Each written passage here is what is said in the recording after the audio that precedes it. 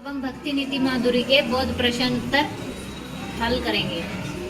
प्रश्न नंबर 1, ईश्वर किस तरह के लोगों के हृदय में निवास करता है? ईश्वर किस तरह के लोगों के हृदय में निवास करता है?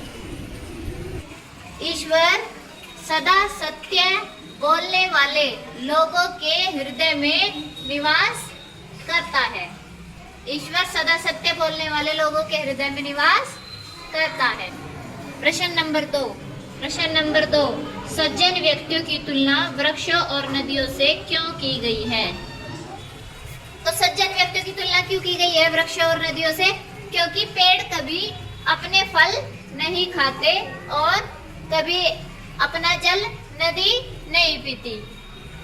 इसी प्रकार सज्जन व्यक्ति भी हमेशा दूसरों का भलाई करते हैं।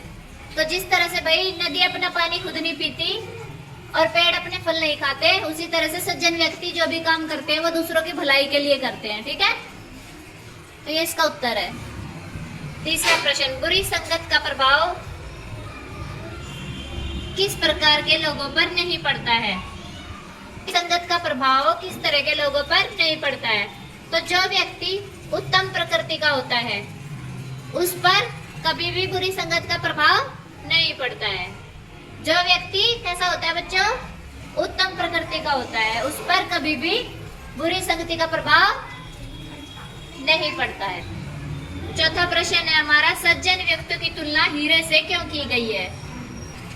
उत्तर है इसका, जिस प्रकार हीरा अपना मूल्य स्वयं नहीं बताता, उसी प्रकार सज्जन व्यक्ति भी स्वयं अपनी बड़ाई नहीं करता और न ही बड़ी बड़ी बातें करता है।